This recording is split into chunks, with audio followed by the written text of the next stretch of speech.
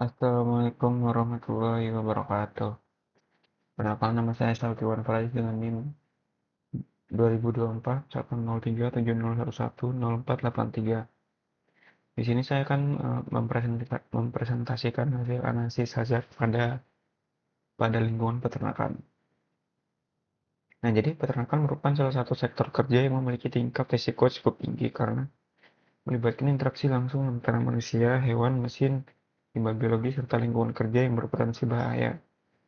Aktivitas seperti pemberian pakan, pembersihan kandang, dan pengolahan pakan ternak dapat menimbulkan berbagai hazard, maupun fisik, biologis, kimia, dan ergonomi. Nah, berdasarkan Jurnal Hazard Identification and OHS Risk Assessment at Animal Feed Company disebutkan bahwa hazard identification is the first step in preventing workplace accident.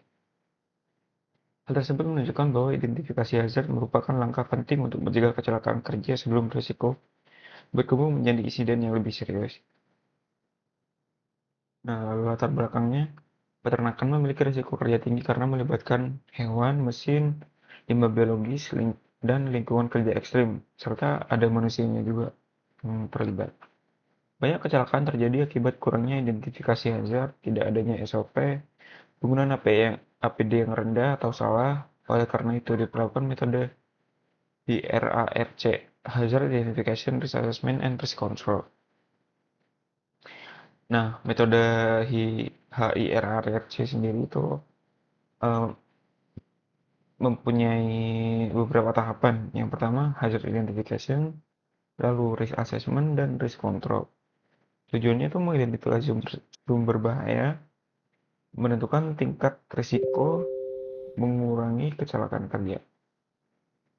Hazard pada industri pakan ternak di sini ada debu produksi, kebisikan mesin, cedera ergonomi, dan paparan bahan kimia. Nah, risiko yang bisa ditimbulkan itu gangguan pernapasan, gangguan pendengaran, cedera otot, dan tulang. Lalu hazard pada jurnal peternakan babi. Hazard utama itu ada kontak langsung dengan hewan, pembersihan kandang, limbah peternakan, dan lantai yang licin. Nah, resikonya bisa terjadi cedera fisik, infeksi biologis, dan terpeleset saat bekerja. Nah, di sini ada faktor penyebab hazard. Nah, dari faktor-faktor sendiri ini ada dari manusia, ya contohnya kurang pelatihan, terus kurang penyuluhan K3, terus kesalahan penggunaan APD. Lalu faktor lingkungan sendiri itu contohnya kandang licin dikarenakan mungkin ada lumut juga ya. Terus kalau dari alat itu mesin tanpa pelindung dan kadang tuh di pabrik-pabrik atau di perusahaan itu jarang melakukan servis. Mungkin ya sering sih cuman kayak nggak menyeluruh gitu. Lalu faktor sistem yaitu SOP tidak jelas. Lalu ada biologis, contohnya bakteri dan virus. Penilaian risiko. Penilaian risiko dilakukan menggunakan metode hierarki berdasarkan kemungkinan terjadi bahaya dan tingkat dampaknya. Berdasarkan kedua jurnal, sebagian besar aktivitas peternakan termasuk kategori medium risk hingga high risk, terutama pada aktivitas yang melibatkan hewan, mesin, debu pakan, dan lingkungan kerja yang licin. Risiko tersebut dapat menyebabkan cedera fisik, gangguan pernapasan, hingga infeksi biologis sehingga diperlukan pengendalian risiko yang tepat. Nah, solusi yang diusulkan ini dari jurnal ya. Yang pertama tuh program edukasi K3 rutin, meningkatkan kesadaran pekerja terhadap keselamatan kerja. Lalu yang kedua yaitu perbaikan lingkungan peternakan. Manfaatnya itu mengurangi risiko terpeleset, mengurangi paparan gas amonia, dan mengurangi cedera akibat hewan. Lalu nomor tiga, penggunaan teknologi sederhana, mengurangi kontak langsung pekerja dengan sumber hazard, penerapan SOP dan pengawasan, menciptakan budaya keselamatan kerja di peternakan. Nah, solusi dari kelompok saya sendiri yaitu berdasarkan kedua jurnal, hazard pada peternakan disebabkan oleh kurangnya kesadaran K3, lingkungan kerja yang tidak aman, lalu sistem kerja yang belum terstandarisasi, dan penggunaan APD yang rendah.